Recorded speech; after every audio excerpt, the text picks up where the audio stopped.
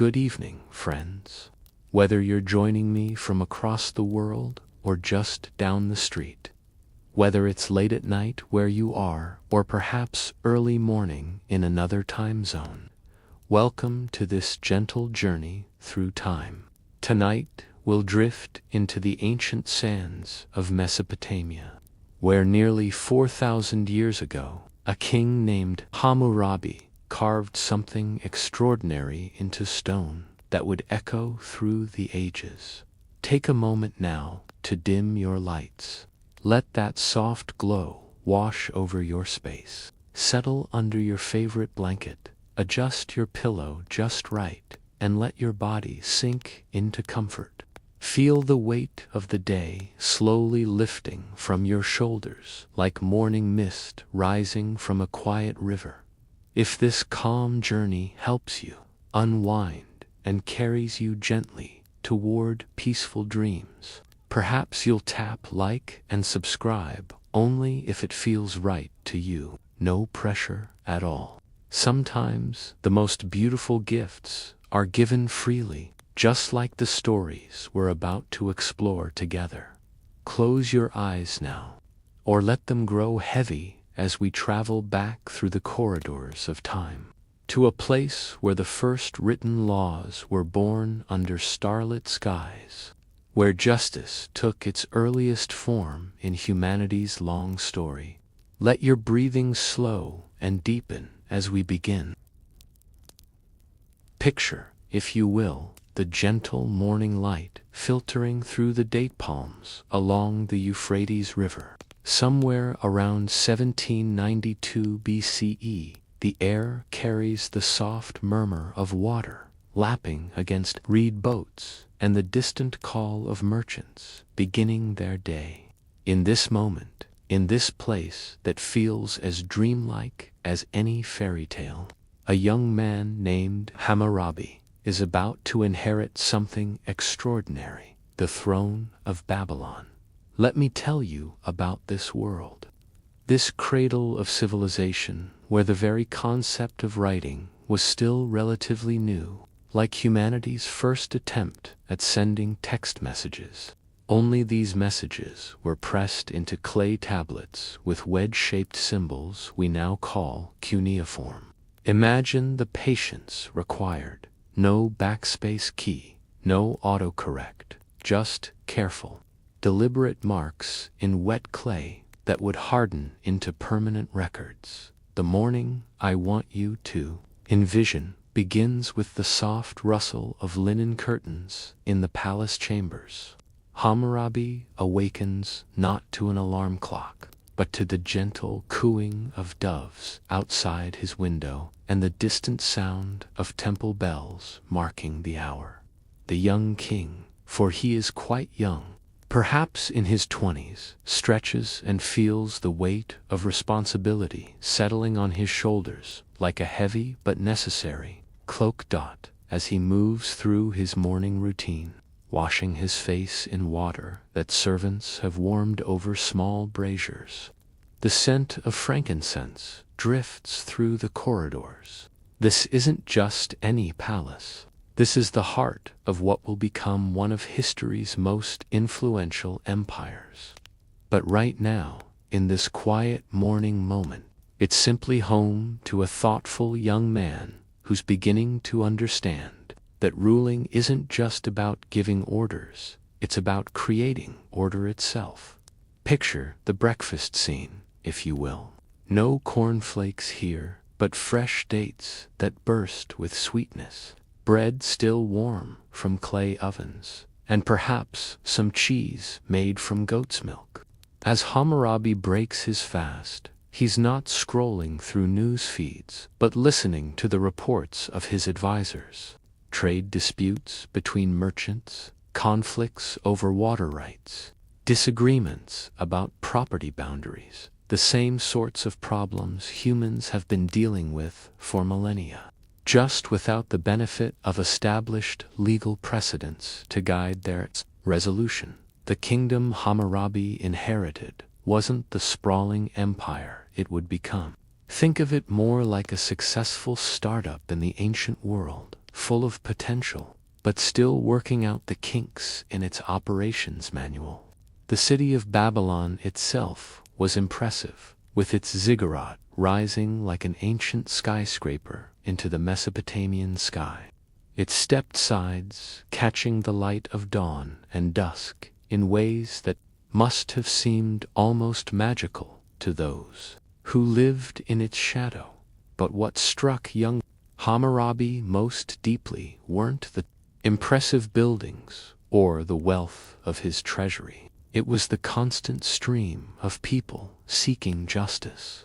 Every morning, as regular as sunrise, citizens would gather in the palace courtyard with their disputes and grievances. A farmer whose neighbor's irrigation had flooded his barley field. A merchant who claimed another trader had sold him inferior goods. A woman whose husband had abandoned her without proper divorce proceedings, leaving her in legal limbo. Each case required careful consideration, wisdom beyond Hammurabi's years, and often creative solutions to problems that had no clear precedents. It was like being asked to referee a game where the rules hadn't been written yet. Exhausting, frustrating, but also oddly exhilarating. Here was the chance to shape not just individual outcomes, but the very foundation of how society would function. I want you to imagine sitting beside Hammurabi during one of these morning court sessions. The air is warm, but not yet hot, carrying the scent of baking bread from nearby kitchens and the green smell of the river. Servants move quietly in the background, their sandals whispering against the polished stone floors. The king listens intently as a dispute unfolds between two merchants. One claims the other sold him barley that was mixed with sand to increase its weight. In our modern world, we might pull up consumer protection laws, check precedent cases, consult regulatory guidelines. But Hammurabi has none of these tools. Instead, he must rely on wisdom, fairness, and the delicate art of creating solutions that feel just to all parties involved. He questions both men carefully, examines the disputed grain, and finally renders a judgment that requires the dishonest merchant to replace the grain and pay a penalty. But here's what makes this moment special. After the merchants leave, Hammurabi doesn't simply move on to the next case. Instead, he calls for his scribe and dictates a note. When a merchant sells grain mixed with foreign matter to deceive the buyer, double quotes, he's beginning to think not just about this one case, but about how similar cases should be handled in the future. He's starting to see patterns, to recognize that justice shouldn't depend on the king's mood or the merchant's ability to present his case eloquently.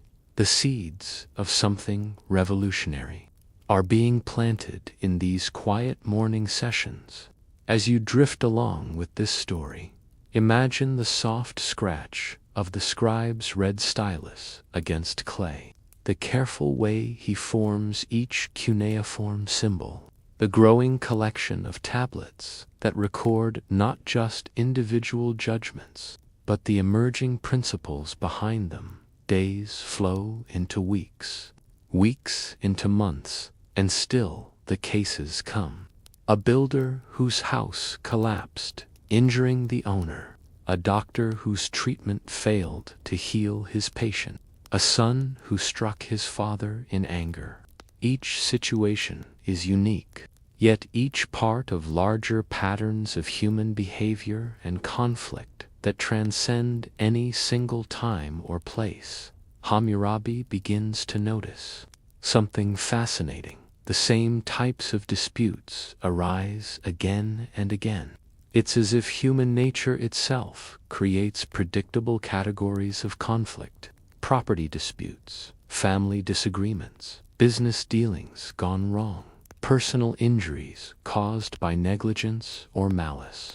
The details change, but the fundamental issues remain remarkably consistent. When the palace grows quiet, except for the gentle footsteps of guards making their rounds, Hammurabi often finds himself in his private study, surrounded by tablets documenting hundreds of cases. By lamplight, imagine the warm, flickering glow of oil flames casting dancing shadows on clay and stone. He reads through the accumulated wisdom of his judgments, and slowly, like dawn breaking over the Euphrates, an idea begins to take shape. What if justice didn't have to be improvised anew for each case? What if the principles that guided fair resolution could be written down, made permanent, shared with everyone? What if, instead of depending on the wisdom of individual rulers, society could have a consistent set of guidelines that would outlast any single king's reign? This is revolutionary thinking for the ancient world. Most rulers govern through personal authority, divine mandate, or simply superior force. The idea that laws could exist independently of the lawgiver, that justice could be systematized and made predictable, this was like inventing the wheel for human governance. As this chapter of our story draws to a close, picture Hammurabi one evening as he stands on his palace balcony, looking out over the city of Babylon. The last light of sunset paints the ziggurat golden, and cooking fires begin to twinkle throughout the city like earthbound stars. In the distance, boats move slowly along the river, their sails catching the evening breeze. The young king feels the weight of his vision settling into his bones, not as a burden, but as a calling. Somewhere in the back of his mind, he can almost see it, a great stone pillar, taller than a man, covered with writing that will endure long after he's gone. Laws that will guide judges, protect the innocent, and ensure that justice flows as consistently as the great river below. But that vision still lies in the future. For now, there is tomorrow's court session to prepare for more cases to hear, more precedents to set. The work of building justice, one decision at a time, continues under the gentle Mesopotamian stars. And as the night deepens and the palace settles into peaceful quiet, let your mind settle too, drifting along with the current of this ancient story, carrying you gently toward your own peaceful rest. The morning sun filters through the palace gardens, where Hammurabi has taken to walking while he thinks, his bare feet cool against the stone paths still damp with dew.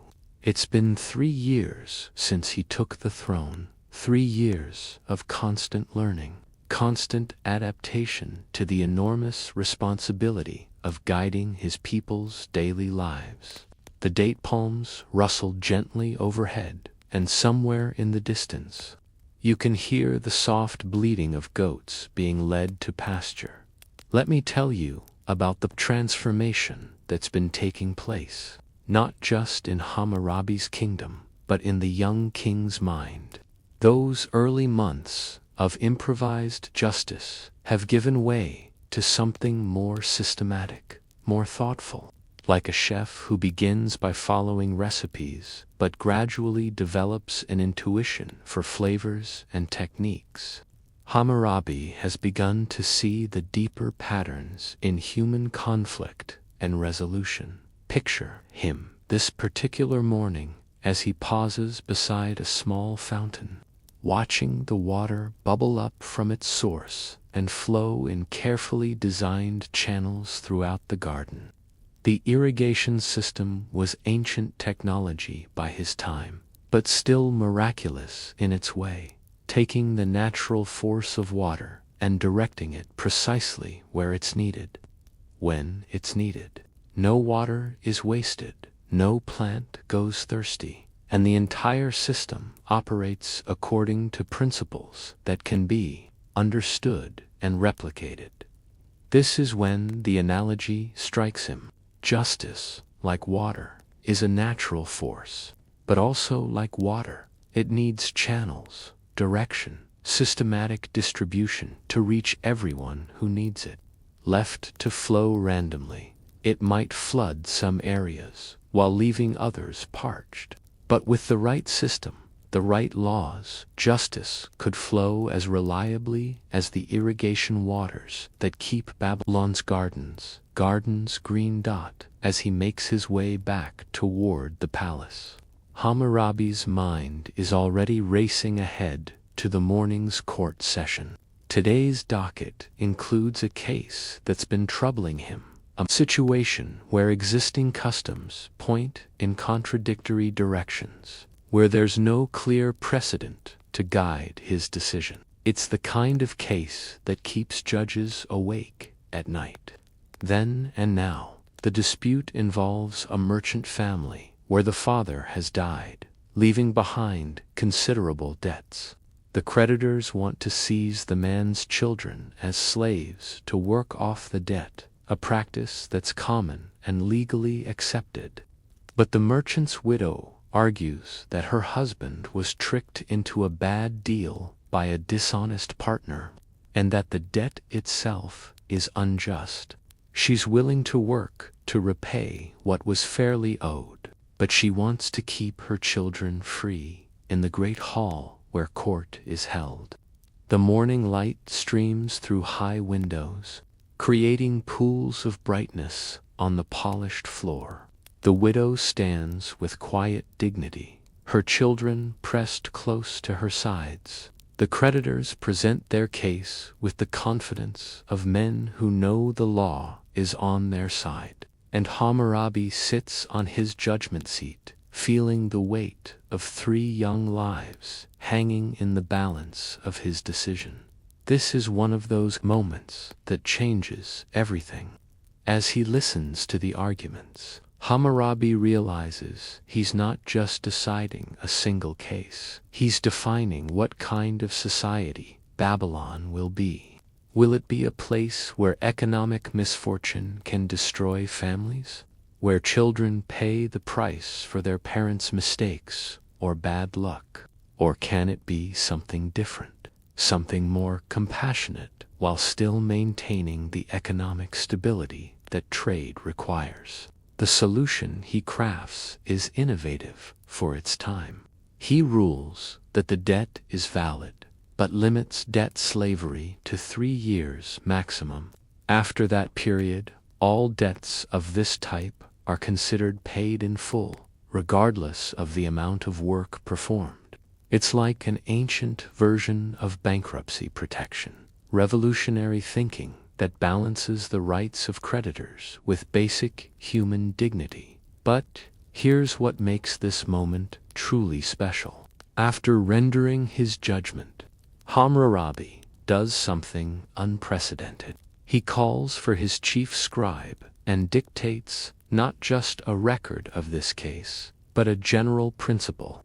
If a man is in debt and sells his wife, his son, or his daughter for silver, or gives them away to work off the debt, they shall work for 3 years in the house of the one who bought them, or of the creditor. In the 4th year, each cuneiform mark deliberate and precise. This isn't just record-keeping anymore. This is lawmaking. Hammurabi is creating something that will guide future judges, protect future families, establish predictable rules that everyone can understand and rely on. Word of this new approach spreads through Babylon, like the scent of fresh bread on a morning breeze. Citizens begin to speak of the king who doesn't just judge cases but makes laws, who thinks not just about today's problems but tomorrow's justice. Merchants appreciate the predictability. Now they know exactly what risks they face when extending credit. Families feel more secure knowing there are limits to how much they can lose, even in the worst circumstances. Over the following months, Hammurabi finds himself consciously building on this foundation. Each difficult case becomes an opportunity to establish a principle that will help with similar situations in the future. It's like constructing a great building, one carefully placed stone at a time, each piece strengthening the whole structure. Consider the case of the negligent builder that comes before the court some weeks later. A house has collapsed, not due to earthquake or flood, but because the builder used inferior materials and rushed construction techniques. The homeowner was injured, his possessions destroyed, and now he seeks compensation.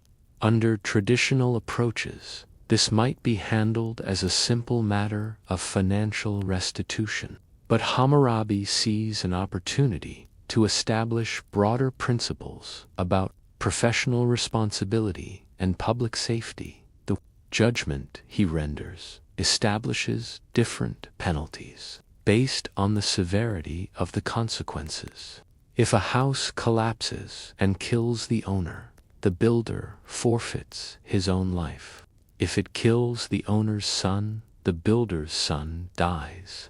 If it merely causes injury or property damage, the builder must repair the damage and rebuild at his own expense. It might seem harsh by modern standards, but in an age where building codes don't exist, it creates powerful incentives for quality workmanship.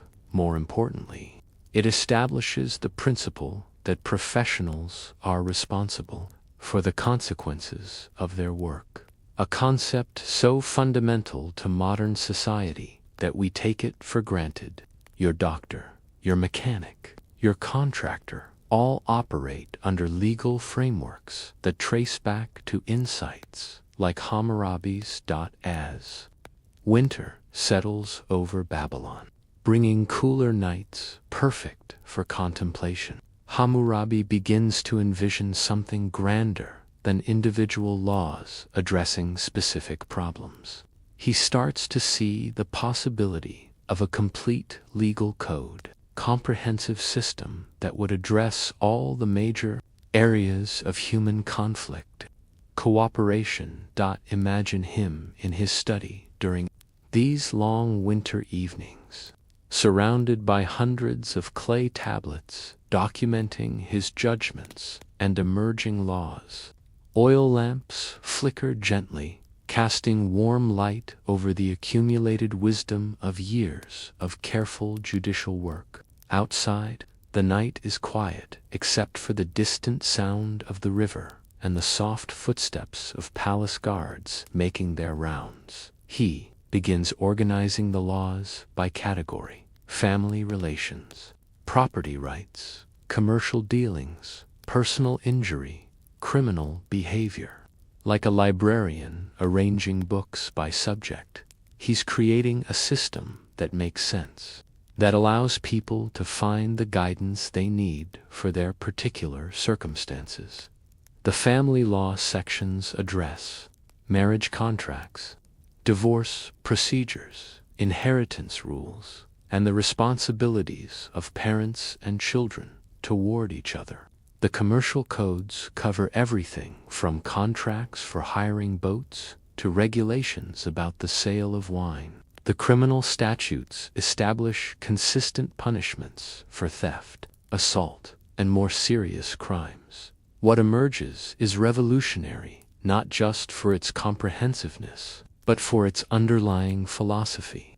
These laws don't just punish wrongdoing, they try to restore balance, to make injured parties whole, to create incentives for good behavior while deterring bad choices. It's a system designed not primarily for revenge, but for social harmony. As this chapter of our story draws toward its close, picture Hammurabi one evening as he reviews his work by lamplight. Before him spread dozens of tablets containing nearly 300 laws, covering almost every aspect of daily life. It's taken years to develop, test, and refine these principles through actual court cases. Each law has been proven in practice, adjusted based on real-world experience. But now comes the challenge that will define his legacy: how to share this wisdom with his people and preserve it for future generations. Clay tablets are fragile, easily broken or lost. Scribes make copying errors. Important knowledge can disappear with a single fire or flood. As he contemplates this problem, his gaze falls on a small stone figurine on his desk, a gift from a master craftsman whose skill with chisel and stone is legendary throughout the kingdom. And suddenly, Hammurabi knows what must be done. These laws, this systematic approach to justice that has taken years to develop, must be carved in stone. Not just recorded, but proclaimed, made permanent, displayed where everyone can see them. The vision takes shape in his mind like a dream becoming real. A great pillar of black stone, taller than 2 men, covered with beautiful writing that will last for thousands of years. At the top, a carving showing him receiving these laws from Shamash, the god of justice, legitimizing them with divine authority. Below, every law is carefully inscribed, organized, and explained so clearly that any literate person can understand their rights and obligations. It will be expensive, time-consuming, requiring the skills of the finest artisans in the kingdom. But it will also be eternal, a gift to his people and to all the generations that will follow. As sleep begins to call to him this evening, Hammurabi feels the deep satisfaction of a plan well formed, a vision ready to become reality. And as our story pauses here, let yourself drift along with the gentle current of these ancient dreams, where justice first took permanent form and the rule of law began its long journey through human history. The quarries of Babylon echo with an unusual sound this morning, not the typical rough extraction of building stone, but the careful, almost reverent work of master craftsmen selecting a single perfect block. The stone they seek must be flawless, dark as a moonless night, and large enough to hold the accumulated wisdom of years. Picture the scene as morning mist rises from the Euphrates and skilled workers run their hands over the smooth surface of what will become one of history's most important monuments. Let me tell you about the stone they finally choose. It's made of black diorite, a hard volcanic rock that takes an incredible effort to quarry, but will last for millennia. When polished, it gleams like dark water under sunlight. Beautiful enough for a palace, but strong enough to withstand wind, rain, and the passage of centuries. The craftsmen who extract it work with the careful precision of surgeons, knowing that any flaw, any crack, could ruin years of planned work. Imagine the journey of this massive stone as it's transported from quarry to workshop. Teams of oxen strain against wooden rollers, moving the multi-ton block inch by careful inch along roads cleared specifically for this purpose. Citizens line the route, curious about this unusual procession. Children run alongside, their laughter mixing with the creaking of ropes and the patient lowing of the oxen in his workshop, really more of a covered courtyard filled with the tools of his ancient art. Master sculptor examines his raw material with the eye of someone who has spent decades turning stone into beauty. His name is lost to history, but his skill will be remembered for thousands of years in the monument he's about to create. Picture him walking slowly around the great stone block, occasionally reaching out to touch its surface, his mind already seeing the finished work hidden within the rough exterior. The carving begins with the most important element, the scene at the top that will show Hammurabi receiving the laws from Shamash, the sun god who represents divine justice. This isn't just artistic decoration. It's a crucial statement about the source and authority of the laws below. In an age when royal power often came from military might or inherited privilege, Hammurabi is making a different claim, that his laws derive their authority from divine justice itself. Watch as the sculptor's bronze chisels bite into the stone with soft, rhythmic taps. Each strike is deliberate, calculated, removing tiny fragments that reveal the figures beneath. Shamash emerges first, seated on his throne, his headdress radiating the symbolic flames of the sun. His right hand extends toward the standing figure of Hammurabi, as if passing along the sacred responsibility of earthly justice. Hammurabi appears in the carving as neither a conquering warrior nor a distant deity, but as a thoughtful leader receiving trust. His posture is attentive, respectful, suggesting someone who understands the weight of the responsibility being placed in his hands. The sculptor captures something profound in the king's expression, determination tempered with humility, strength balanced with wisdom. But creating this relief sculpture is only the beginning. Below the carved scene, the stone's surface must be prepared to receive nearly 300 laws written in cuneiform script, so precise and beautiful it becomes an art form itself. Imagine the painstaking process of laying out this text, calculating spacing, ensuring proper organization, making certain that each law will be clearly readable for generations to come. The chief scribe who oversees this work is a master of his craft, someone whose ability to form perfect cuneiform characters is legendary throughout Mesopotamia. Picture him working by the bright morning light that streams through the workshop's open sides, using measuring tools to mark guidelines on the stone surface, calculating exactly how much space each section of laws will require. The actual inscription begins with a prologue that reads like poetry, explaining Hammurabi's intentions and establishing the divine authority behind the laws. When the lofty Anu, king of the Anunnaki and Enlil, Lord of heaven and earth, who determines the destinies of the land, committed the rule of all mankind to Marduk ... The words flow with the rhythm of epic verse, transforming legal text into something approaching literature. Each cuneiform character is carved with extraordinary care. Unlike writing on clay tablets, where mistakes can be smoothed away and corrected, stone carving allows no errors.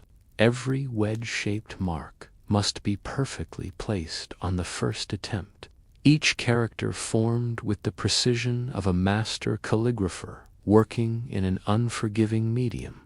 The laws themselves unfold in logical progression down the stone's surface. Family law comes first, regulations about marriage, divorce, inheritance, and the relationships between parents and children.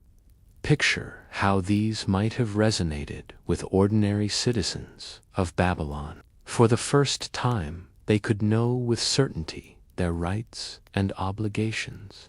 A woman could understand exactly what grounds existed for divorce. A son could know his inheritance rights. A father could be clear about his authority and responsibilities toward his children. Property law follows, addressing everything from house sales to field rentals to the complex irrigation rights that were so crucial in Mesopotamian agriculture. Then commercial regulations covering contracts, shipping arrangements, and the responsibilities of merchants and craftsmen.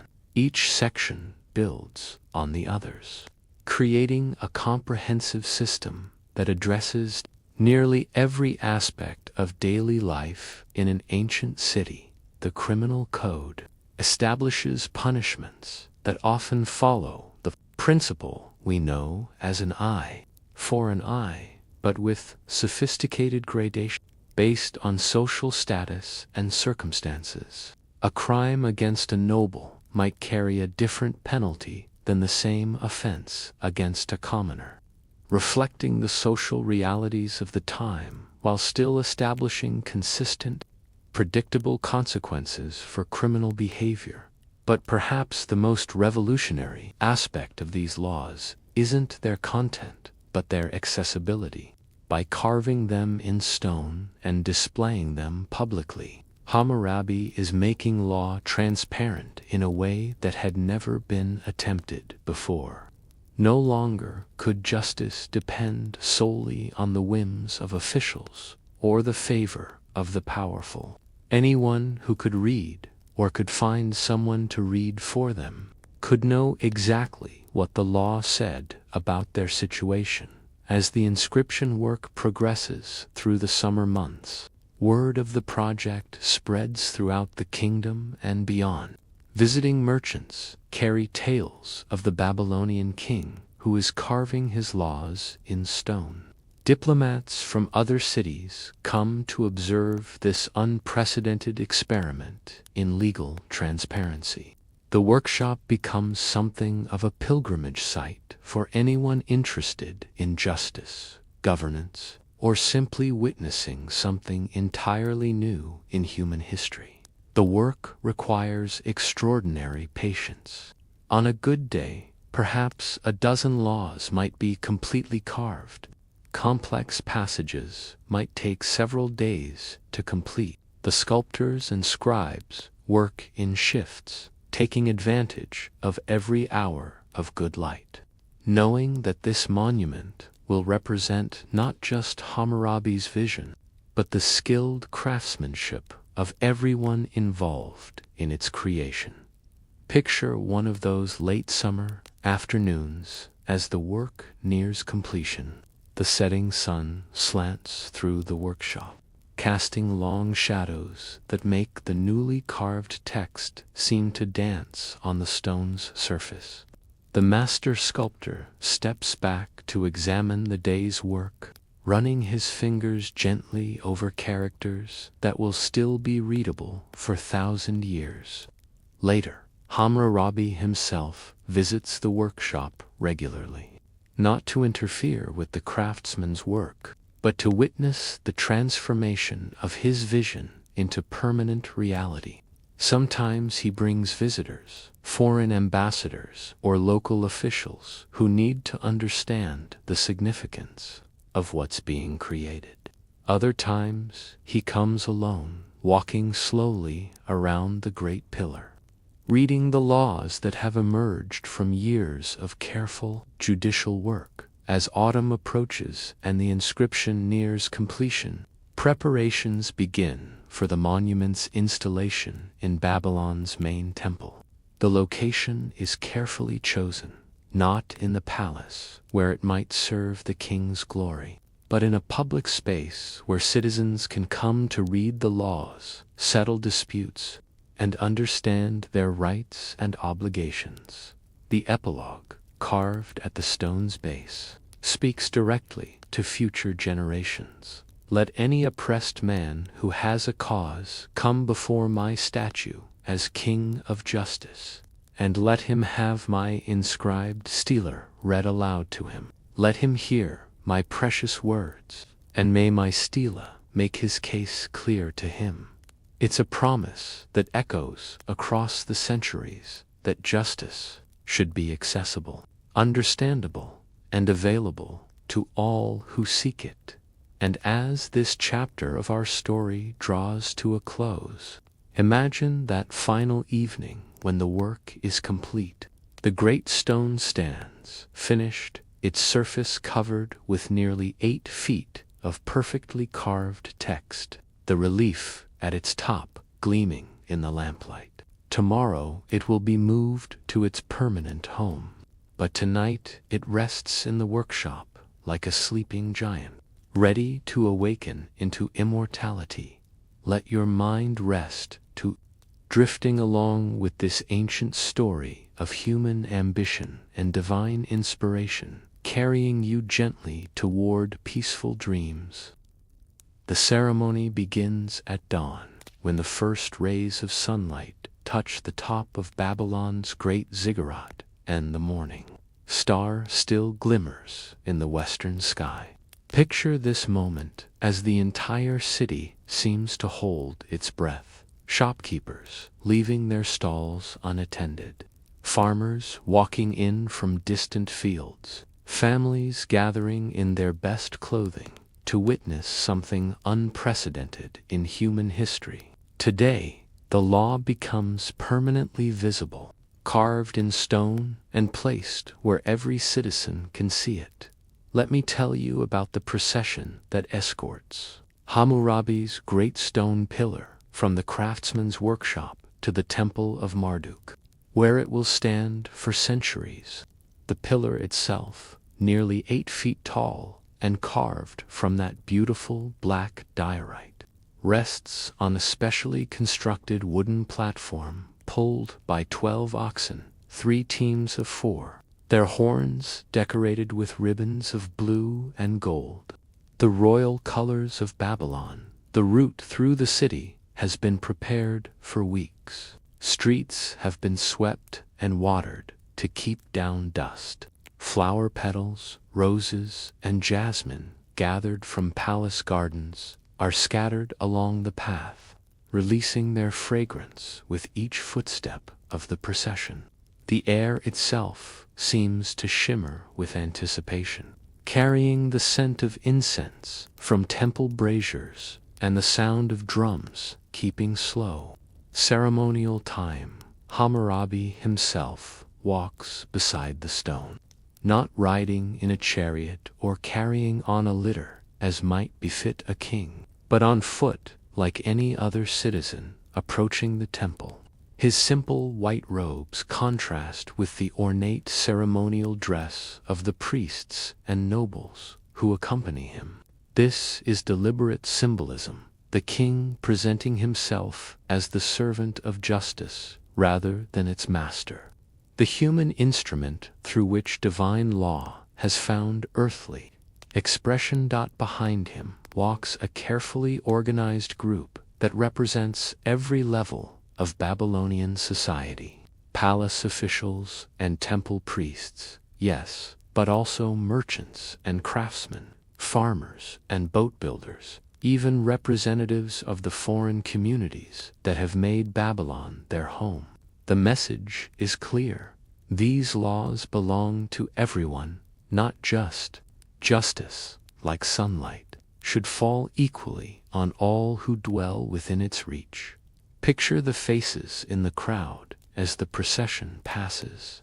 Children who will grow up in a world where law is visible and accessible. Merchants who will conduct their business knowing exactly what rules govern their contracts. Judges who will no longer need to improvise justice, but can refer to established, consistent principles. Women who will understand their rights in marriage and inheritance matters that previously depended on custom and chance. The Temple of Marduk, Babylon's patron deity, rises before the procession like a man-made mountain. Its ziggurat form, those distinctive stepped levels that characterize Mesopotamian religious architecture, catches the morning light on each terrace, creating a play of light and shadow that makes the entire structure seem to breathe with divine presence. At its base, the courtyard where the stone will be placed has been prepared with mathematical precision, the ground leveled and paved with stones fitted so carefully that no grass could grow between them. As the pillar is carefully maneuvered into its permanent position, you can almost feel the collective intake of breath from the assembled crowd. This is the moment when law becomes a monument, when temporary royal decrees transform into permanent social architecture. The stone stands now like a lighthouse of justice, its polished black surface reflecting the morning sun and the upturned faces of citizens seeing their rights and responsibilities. Made visible for the first time, the dedication ceremony itself blends religious ritual with legal innovation in ways that must have seemed almost miraculous to ancient observers. Hammurabi approaches the stone and places his hands on its surface, feeling the smooth coolness of the diorite and the slight roughness where cuneiform characters have been carved. His voice carries clearly across the courtyard as he speaks the words that will transform this monument from stone and text into living law. I am Hammurabi, king of justice, to whom Shamash granted law. My words are choices, my deeds have no rival. By the order of Shamash, the great judge of heaven and earth, may my justice prevail in the land. For the welfare of the people, I have inscribed my precious words on my monument and set it up before my image as the king of justice. But the true power of this moment lies not in royal proclamation, but in what happens next. The first citizen, an elderly merchant with a property dispute, approaches the stone. A temple scribe reads aloud the relevant law, explaining how it applies to the merchant's specific situation. The crowd watches as abstract legal principles become practical guidance, as carved symbols transform into justice delivered. Imagine how revolutionary this must have seemed. For thousands of years, law had been the province of kings and priests, something dispensed from above, based on divine inspiration or royal wisdom. Now, suddenly, ordinary people could approach this stone pillar and discover their rights, understand their obligations, and even predict how their disputes might be resolved. It was like giving citizens a map to navigate the complex territory of social interaction. The laws themselves, as they're read aloud throughout that first day, reveal a sophisticated understanding of human nature and social dynamics that still resonates today. Consider law number 196. If a man destroys the eye of another man, they shall destroy his eye. This is the famous principle of proportional justice, punishment that fits the crime, neither excessive nor insufficient. But the code goes further, recognizing that identical actions might have different moral weights depending on circumstances and social relationships. Law 199 modifies this principle. If he destroys the eye of a man's slave, he shall pay half the slave's price. Modern readers might find the distinction troubling, but for its time, this represented sophisticated legal thinking, recognizing different categories of relationships and responsibilities while still establishing consistent, predictable consequences for harmful actions. The commercial laws reveal an even more complex understanding of economic relationships. Law 100 addresses banking and interest. If a merchant increases a loan of grain or silver, when he pays back, he shall pay back as much as he received. This establishes clear rules about usury and fair dealing that protect borrowers from exploitation while still allowing legitimate commerce to flourish. As afternoon settles over the temple courtyard, the crowd begins to thin, but individuals and small groups continue to approach the stone throughout the day. A young woman seeks guidance about her marriage contract. A craftsman wants to understand his liability if his work causes damage. A farmer needs clarification about water rights during the irrigation season. Each consultation becomes a small drama of justice made accessible. Law transformed from mystery to practical tool. Picture the scene as evening approaches and oil lamps are lit around the monument, their warm light flickering across the carved text. The stone seems to glow with its own inner fire, the black diorite reflecting the flames like a dark mirror. Night doesn't end the consultations. People continue to come, drawn by torchlight to seek answers that were never before available to ordinary citizens. Hammurabi himself remains in the courtyard well into the evening, not as king holding court, but as a citizen observing the miracle he has helped create. He watches as people point out specific laws to their neighbors, as fathers explain legal principles to their sons, as merchants discuss how the new regulations will affect their business practices. The law is becoming truly public, shared knowledge rather than privileged information. One particularly moving moment comes when an elderly widow approaches the stone with her young grandson. She cannot read, but she asks a scribe to explain the inheritance laws that will protect the boy's rights when she is gone. As the relevant passages are read aloud, laws ensuring that children cannot be completely disinherited, that widows retain certain property rights, you can see the relief on her face.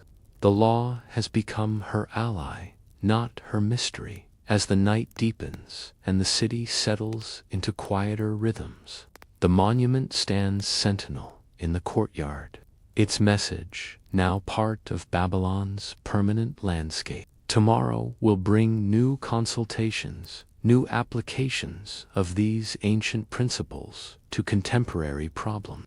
But tonight marks the moment when human society took a giant step forward, when the rule of law became not just an ideal but a visible, accessible reality.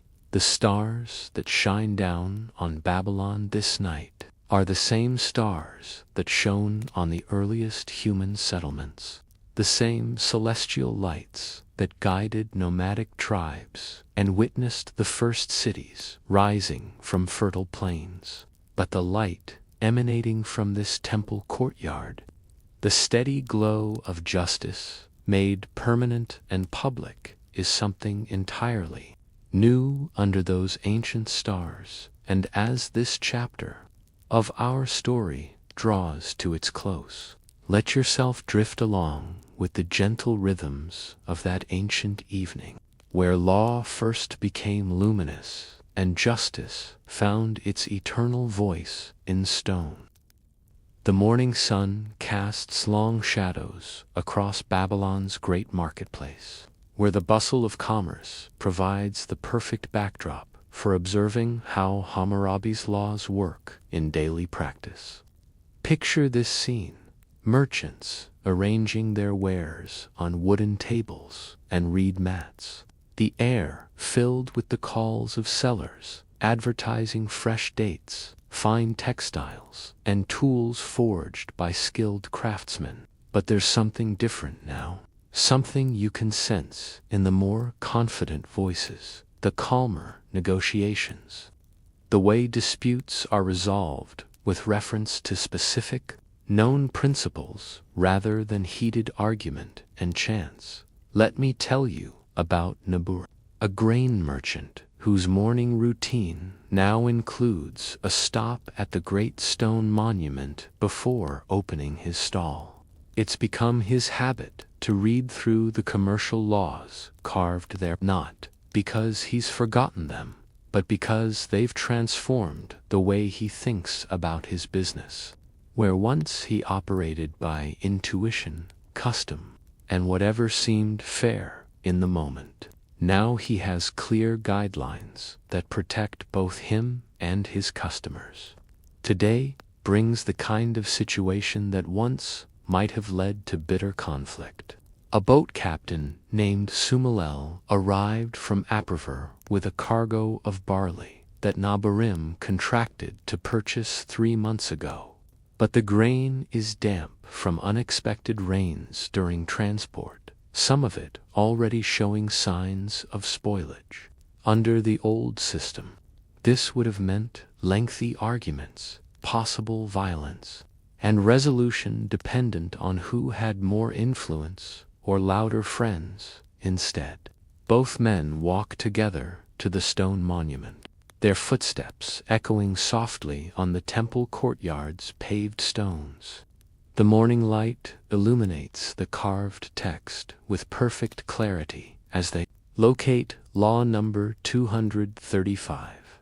If a boatman constructs a boat for a man and does not make it properly, and that boat develops a defect in the same year and suffers damage, the boatman shall dismantle that boat and shall strengthen it at his own expense, and he shall give the strengthened boat to the owner of the boat.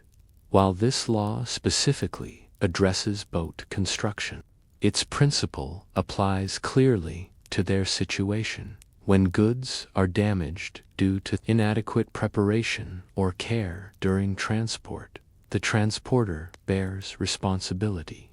But the code goes further, establishing procedures for assessment and fair compensation that protect both parties from arbitrary decisions. Picture the calm way these two merchants work through their dispute, referring to the stone text like businessmen consulting a contract.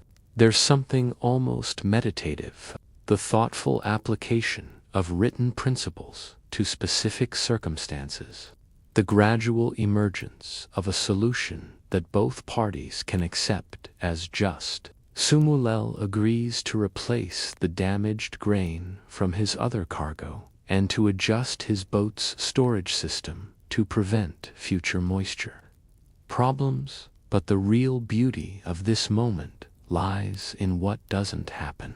No shouting, no appeals to mutual friends for support, no escalation to violence or lengthy legal proceedings. The law has created a common language for resolving commercial disputes, a shared understanding of rights and responsibilities that makes fair dealing the most efficient path forward. As the morning progresses, the marketplace fills with similar scenes of the law in action. At a textile stall, a customer disputes the quality of wool she purchased yesterday, claiming it's been mixed with inferior fibers. The merchant initially resists, but when they consult the relevant laws about honest dealing and quality representation, he admits the mixture and offers appropriate compensation. It's not that the law forces honesty, but rather that it makes dishonesty more costly than fair dealing. Near the river docks, a more complex situation unfolds involving a shipment of copper that was lost when pirates attacked a merchant vessel. The cargo owner, the ship captain, and the merchant who had commissioned the voyage gather around the stone monument with several witnesses, working through laws that address shared commercial risks and the allocation of losses from circumstances beyond anyone's control. Law 103 provides clear guidance. If, when he goes on the road, an enemy deprives him of whatever he was carrying, the merchant shall swear by God and shall be free of liability. The Principle established here that merchants shouldn't bear unlimited liability for extraordinary risks, like piracy or war, creates a foundation for commerce that encourages trade while recognizing the realities of an often dangerous world. But the code doesn't stop with simple liability rules. It establishes sophisticated concepts about shared risk, insurance-like arrangements where multiple merchants pool resources to absorb losses, and procedures for verifying claims that balance protection against fraud with recognition that genuine disasters do occur. These aren't just laws. They're the foundation of an entire commercial system. Imagine watching as word of fair resolution spreads through the marketplace like ripples from a stone dropped in still water. Merchants who witnessed the morning's dispute resolutions carry the news to their colleagues. Customers see evidence that the system protects their interests as well as those of sellers. Foreign traders visiting from cities where commerce still depends on personal relationships and arbitrary power observe this new model of regulated but fair exchange. The afternoon brings what might be the day's most interesting case, a dispute between two craftsmen that illustrates how the law encourages innovation while protecting established skills. Hammurabi, a master silversmith, accuses his former apprentice, Aeonasaur, of stealing techniques and customers. In the old days, this might have been resolved through guild politics or simple intimidation of the younger craftsman, but the relevant laws, carved clearly in the stone, establish different principles.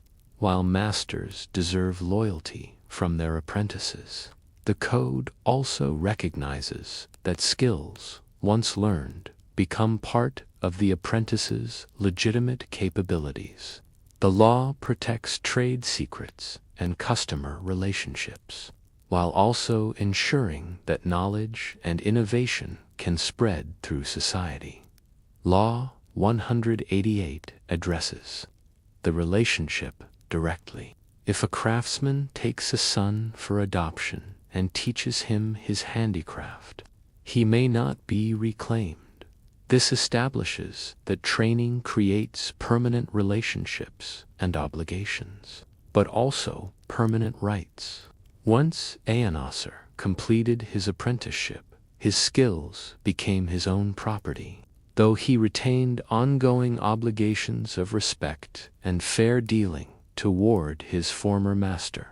The resolution they work out, guided by these principles, involves Aeonasaur acknowledging his debt to Hammurabi's training while establishing his right to practice his craft independently. They even agree on guidelines for how each will approach former customers, creating a framework for competition that's vigorous but not destructive. As evening approaches and the marketplace begins to wind down, you can sense something profound in the changed atmosphere. Commerce continues, disputes still arise, people still disagree about fairness and value, but there's an underlying confidence now, a shared understanding that disagreements can be resolved through reason rather than force, that rights and obligations are knowable rather than arbitrary. Picture the sunset scene as merchants pack their remaining goods and count their day's profits. Conversations continue around the stone monument as people discuss not just their immediate concerns, but the broader implications of this new system. A young merchant asks an elder how business was conducted before the laws were carved in stone. A foreign trader inquires about establishing permanent operations in a city where commercial rules are so clear and predictable. The evening's final consultation involves a family matter with commercial Implications: a potter whose son wants to leave the family business and become a merchant instead. The father fears losing both his helper and his investment in training. But the relevant laws establish principles about family obligations, professional choice, and fair compensation for training received. As they work through the applicable principles, you can see how the law serves not just to resolve disputes, but to facilitate life changes and social mobility. The potter's son can pursue his chosen path while acknowledging his family obligations. The father receives fair compensation for his investment while accepting his son's right to choose his own destiny. The law becomes a tool for managing change rather than preventing it. Night falls over the marketplace, but the monument remains illuminated by torch and lamplight, available for consultation by anyone with need or curiosity. The day's business demonstrated something remarkable: that law can serve commerce rather than hinder it, that clear rules create the foundation for complex, beneficial exchanges between people who might otherwise struggle to trust each other. And as this chapter draws to a close, let your mind settle into the quiet rhythms of that ancient evening, where justice found its voice in the practical concerns of daily commerce, creating foundations that still support our modern world. The seasons turn in Babylon, and as autumn settles over the city like a comfortable blanket, something remarkable becomes visible in the daily life around Hammurabi's stone monument. Picture this scene in the temple courtyard: children playing games that incorporate legal concepts they've absorbed from listening to their parents' consultations. Merchants conducting business with a confidence born of predictable rules, and visitors from distant cities studying the carved laws like scholars examining a precious manuscript. Let me tell you about young Shamash, a boy of perhaps 12, whose father brings him regularly to hear the laws read aloud. Today he surprises everyone by reciting from memory several of the family regulations, his clear voice carrying across the courtyard as he explains to a younger child how inheritance laws protect children's rights even when parents die unexpectedly. The boy doesn't just memorize words, he understands principles, grasps concepts that will guide his thinking throughout his life. This is how legal culture begins to grow, not through formal education, but through the gradual absorption of shared values and common understanding. Watch as families gather in the evening light to discuss the day's legal consultations. Parents explaining to their children not just what the laws say, but why they matter, how they create the foundation for a society where people can trust each other enough to engage in complex cooperation. The morning brings a delegation from Mari, a powerful city upriver whose king has heard remarkable reports about Babylon's legal innovations. Picture these foreign officials as they examine the monument with the careful attention of people recognizing something revolutionary. Their leader, a gray-bearded administrator named Zimri, runs his fingers over the carved text with the reverence of someone touching the future. In Mari, he explains to Hammurabi, justice depends on the king's wisdom and the judge's memory of custom. But custom varies between districts, and even the wisest judge can forget or make mistakes. This ... He gestures toward the stone pillar. This makes justice predictable, transportable, teachable to new judges, and accessible to common citizens. It's like inventing writing all over again, but for law instead of commerce. The comparison is apt. Just as writing allowed human knowledge to transcend individual memory and local transmission, Hammurabi's code allows legal principles to transcend individual rulers and temporary circumstances. The law becomes something that can be studied, copied, adapted to new situations while maintaining its essential integrity. Over the following days, Zimrilim and his delegation worked with Babylonian scribes to create copies of selected laws for implementation in Mari. It's fascinating to watch this process, the careful selection of principles that apply to Mari's different circumstances, the adaptation of Babylonian solutions to upriver problems, the gradual emergence of legal concepts that can cross cultural boundaries while respecting local traditions. But the code's influence extends far beyond diplomatic copying. Picture the scene in Babylon's scribal schools, where young men learning the complex art of cuneiform writing now study legal texts alongside commercial documents and religious literature. These future administrators, merchants, and scholars carry legal thinking into their bones, understanding from their earliest training that society functions best when rules are clear, consistent, and fairly applied. One particularly bright student, Marduk, when he's asked to draft a contract for a hypothetical business partnership, instead of simply recording the partners' immediate agreements, he anticipates potential disputes and includes provisions based on Hammurabi's commercial laws. The contract becomes a tool for preventing problems rather than just recording intentions. This represents a fundamental shift in how people think about social relationships.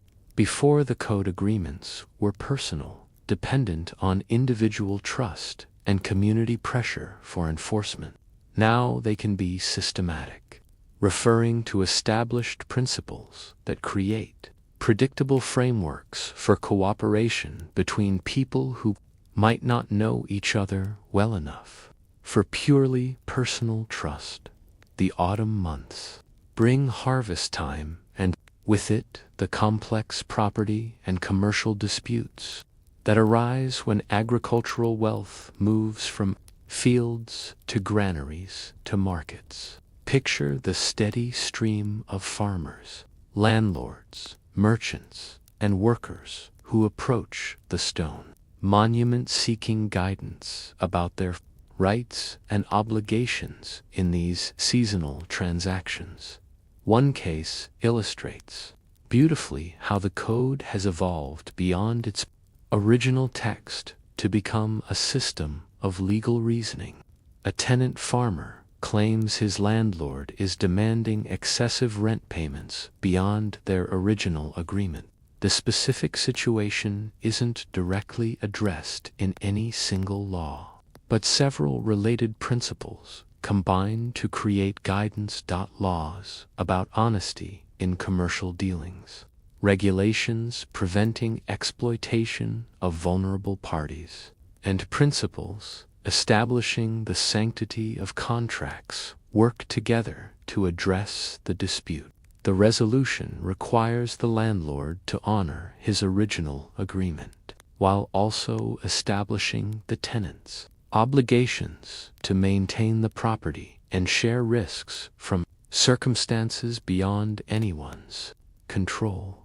What's remarkable is that this complex resolution emerges not from royal judgment or judicial improvisation, but from the systematic application of legal principles that anyone can understand and verify. The law has become a tool for thinking through problems rather than just a list of predetermined answers. As winter approaches and indoor activities replace outdoor work, the monument becomes a center for what we might recognize as legal education. Picture the evening scenes as lamplight flickers across the carved stone and groups of citizens discuss applications of legal principles to hypothetical situations. These aren't formal classes, but voluntary gatherings of people curious about how their society's rules actually work. A merchant poses questions about liability when goods are damaged during transport. A craftsman wonders about his obligations if his work injures someone through no fault of his own. A young woman asks about her rights if her husband proves to be cruel or irresponsible. Each question becomes an opportunity for collective exploration of legal principles. Shared reasoning about fair outcomes. The discussions reveal something profound about how the code has changed social relationships. People no longer see law as something imposed from above, but as a shared tool for solving problems they face together. Justice becomes collaborative rather than authoritarian, based on reason rather than power. One winter evening brings particularly poignant evidence of the code's deeper influence. An elderly judge from a distant district arrives seeking guidance about a case that troubles him, a situation where traditional customs point toward a resolution that seems unfair given changed circumstances. He's heard that, in Babylon, legal principles can evolve to address new situations while maintaining consistent underlying values. The conversation that unfolds illustrates how Hammurabi's innovation extends beyond specific laws to create methods for legal reasoning. The judge learns not just what the code says about similar cases, but how to think through novel situations using established principles of proportionality, protection for vulnerable parties, and fair allocation of risks and benefits. He returns to his district not with a simple answer, but with tools for generating fair answers. Methods for thinking about justice that can adapt to changing circumstances while maintaining the predictability and accessibility that make law trustworthy. The code becomes viral, spreading not through conquest but through demonstration of its practical value as the year draws toward its close. Hammurabi himself often visits the monument in the quiet evening hours, observing how his vision has grown beyond anything he originally imagined. The stone pillar remains unchanged, its text as permanent as ever. But around it has grown something, living a culture of legal reasoning, a shared commitment to justice based on principles rather than power. Picture him on one of these contemplative evenings, watching a young scribe carefully copying laws for transport to another city, listening to a family discussion about fair inheritance practices, observing how citizens approach legal questions with confidence rather than fear. The law has become part of his people's mental furniture, as natural and necessary as language itself. And as this chapter of our story concludes, let your mind rest in the satisfaction of witnessing something timeless take root and flourish, carrying you gently toward dreams of justice made real. Picture, if you will, the passage of centuries flowing like a great river around Hammurabi's stone monument. Empires rise and fall. Languages change, technologies advance beyond anything the ancient Babylonians could imagine. Yet, the fundamental principles carved into that black diorite continue to ripple outward through human civilization like waves from a pebble dropped into still water.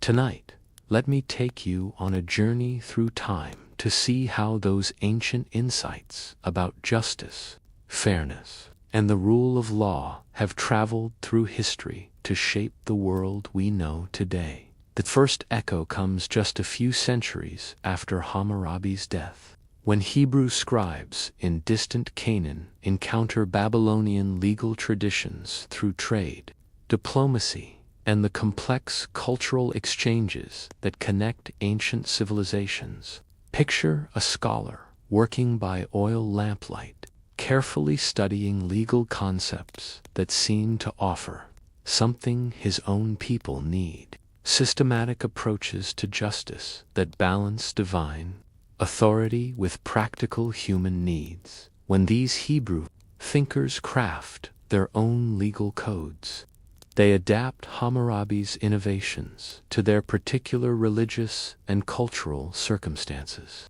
The principle of proportional justice, an eye for an eye, a tooth for a tooth, finds new expression in Mosaic law, but with added emphasis on protecting the vulnerable and ensuring that justice serves mercy as well as punishment.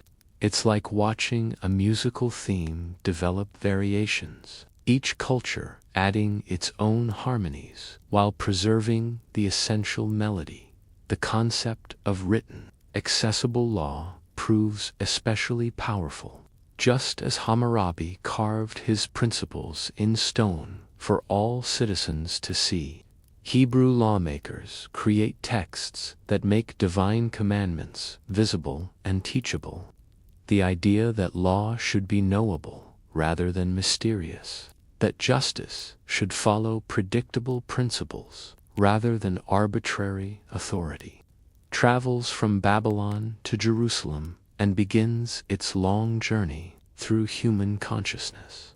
Let your mind drift forward to ancient Greece, where philosophers like Aristotle encounter these Middle Eastern legal traditions through the complex networks of Mediterranean trade and cultural exchange. Picture the great thinker in his Athenian study, scrolls and tablets scattered around him as he grapples with questions about the nature of justice that Hammurabi first systematically addressed. Aristotle's concepts of distributive justice, the idea that fair treatment means giving people what they deserve based on their circumstances and contributions, clearly echo principles embedded in Hammurabi's code. The Babylonian king's sophisticated understanding that identical actions might deserve different responses, depending on social relationships and circumstances, prefigures Greek philosophical insights about equity and proportionality in human affairs. But the Greeks added something new, the idea that citizens themselves should participate in creating and interpreting law rather than simply receiving it from royal or divine authority. This democratic innovation builds on Hammurabi's foundation of accessible, transparent law while pushing toward even greater participation in the justice process. The Roman Empire provides the next great chapter in our story of legal evolution. Picture Roman jurists in their studies, surrounded by wax tablets and papyrus scrolls, working to create comprehensive legal systems for governing their vast, diverse empire.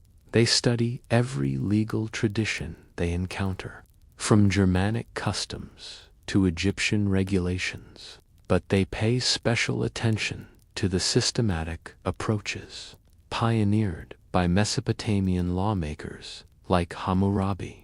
The famous 12 tables of Roman law, posted in the forum for all citizens to read, directly echo Hammurabi's innovation of making law visible and accessible. But Roman lawyers go further, developing sophisticated concepts of legal reasoning, precedent, and systematic jurisprudence that transform law from a collection of specific rules into a coherent intellectual discipline.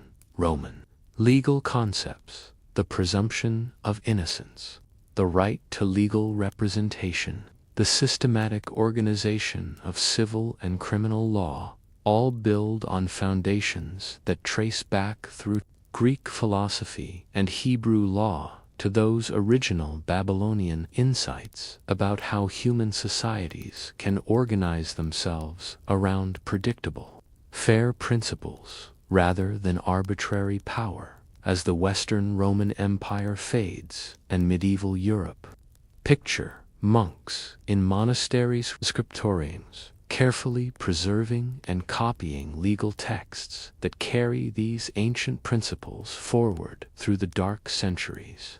The idea of systematic law survives in ecclesiastical courts, guild regulations, and the gradual emergence of common law systems that try to balance local customs with universal principles of justice. Medieval scholars rediscovering Roman law in the 11th and 12th centuries encounter through it the distant echoes of Hammurabi's innovations. The systematic study of law jurisprudence as an intellectual discipline begins to flourish in universities from Bologna to Oxford, carrying forward that original vision of justice based on reason and principle rather than mere authority. Picture the Renaissance humanists as they study newly translated ancient texts, including fragments and references to Mesopotamian legal traditions. Thinkers like Thomas More and later political philosophers begin to envision systematic legal reforms that echo Hammurabi's understanding that law should serve human flourishing rather than simply maintaining existing power structures. The Protestant Reformation adds another layer to this evolving tradition, with reformers like Calvin creating systematic legal codes for their communities that blend biblical principles with practical governance needs. Geneva's legal innovations influence political thinkers across Europe, carrying forward that ancient insight that written, systematic law creates more just and stable societies than arbitrary personal rule. Let your mind travel now to 17th and 18th century England and America, where legal philosophers like Blackstone and political theorists like Locke explicitly wrestle with questions about the relationship between law, justice, and legitimate authority. Their solutions: constitutional government, separation of powers, protection for individual rights, represent sophisticated developments of principles that Hammurabi first explored when he tried to create law that would outlast and constrain individual rulers. Picture the American founders as they debate constitutional principles in Philadelphia's sweltering summer heat in 1787. Their arguments about federalism, individual rights, and limited government explicitly reference legal traditions that stretch back through English common law and Roman jurisprudence to those original Middle Eastern innovations about systematic, accessible, predictable law. The Declaration of Independence's assertion that all men are created equal, and the Constitution's establishment of equal protection under law represent the full flowering of seeds planted when Hammurabi first proclaimed that law should apply fairly to everyone within society, regardless of personal relationships with the ruler. The 19th century brings the great codification movements that sweep across Europe and the Americas. Picture legal scholars working to create comprehensive, systematic legal codes that organize all of a society's laws into coherent, accessible formats.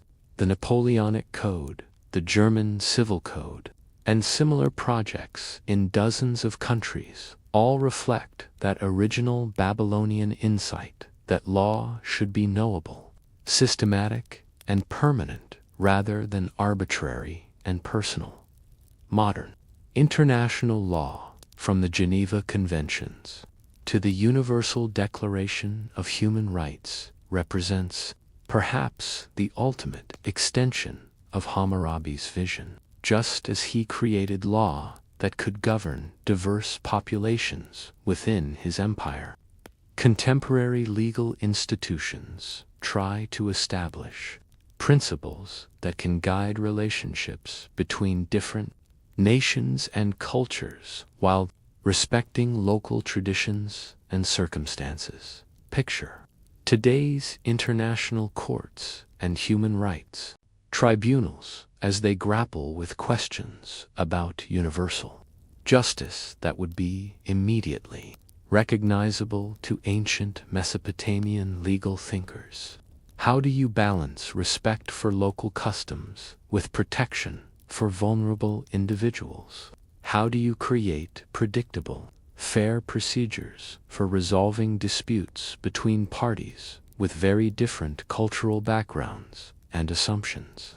The digital age has brought new challenges that nonetheless echo ancient concerns.